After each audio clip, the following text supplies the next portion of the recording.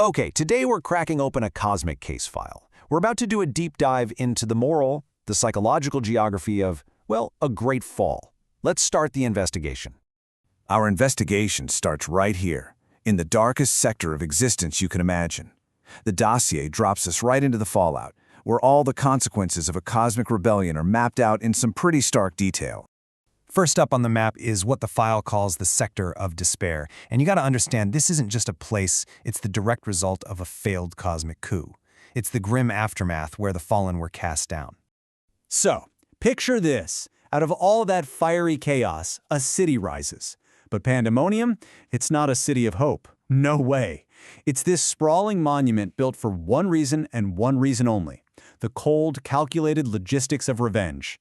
You could even call it a masterpiece of architectural spite. So, just to be crystal clear, this sector represents the first major fracture in the moral cosmos. It's a place where the absolute grandeur of heaven is deliberately flipped on its head, inverted into something dark and totally broken. And that, right there, sets the stage for our entire investigation. All right, let's move on to a really critical anomaly noted in the dossier. Now, this is a concept that fundamentally changes how we understand this entire map. See, it's not about location, but about something way more personal. So this is where the dossier makes a really crucial distinction. The physical location, hell itself, is almost secondary. The real punishment, the primary one, is internal. It's what the file calls a hell within, a permanent state of psychological agony that the adversary carries with him absolutely everywhere. And this just brilliantly illustrates the core idea here. This punishment, it isn't a place you can just escape from or a prison you can break out of. It's a condition of the mind. It's a self-imposed exile that begins and ends right inside the psyche. You know, to really understand the darkness, we have to examine the light. So our case file now pivots, shifting perspective from that abyss to what it calls the High Mountain Kingdom. And this is the complete polar opposite of Pandemonium. We're not talking about a place of spiteful chaos, but one of absolute order and just blinding transparency. This is the moral compass of the whole cosmos, the source of the very laws the rebels fought against because they saw them as chains. And positioned right between these two extremes is our next key location. The dossier calls it a village of perfect innocence. Yup, Eden. This is the test site, this fragile little bridge between the spiritual and physical worlds where a new variable is just about to be introduced. Okay, our investigation is now zooming in, narrowing its focus to the epicenter of the whole collapse. We're looking for that one single coordinate where the moral cosmos fractured. This really is the central question of the incident report, isn't it? What was the one act, that single choice that led to the breach and changed this whole map forever? The file is very specific. The breach happened at the Tree of Knowledge, which it poetically calls a forbidden, shimmering lantern. This is our ground zero. So what exactly went down here? Well, the file describes a sophisticated subversion. To put it simply, the lantern was lit against direct orders. It was the moment divine command was traded for human desire, and that one single act shifted the entire atmosphere of the sector. And the fallout?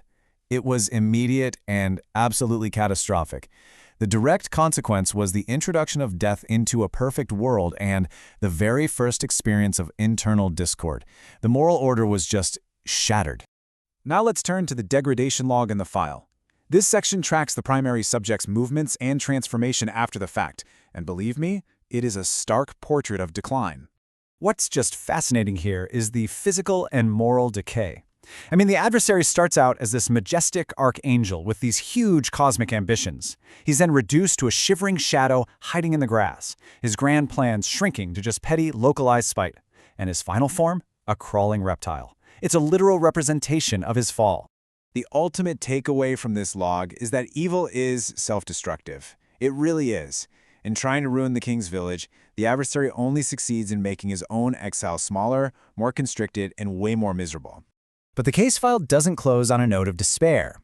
No, the final section charts this unexpected new territory, a frontier of hope for the now exiled human couple. Their new home is a stark contrast to the perfect innocence of Eden.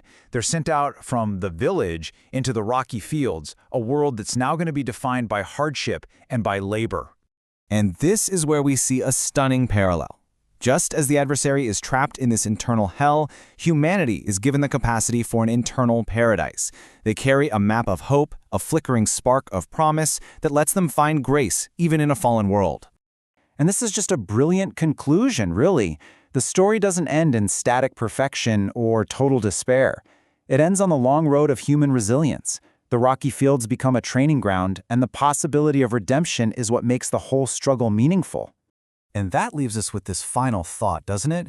This case file, it maps out a massive cosmic conflict, for sure, but it also maps an internal one. And it really forces you to ask the question, if our most inescapable prison can be internal, well, can our paradise be too?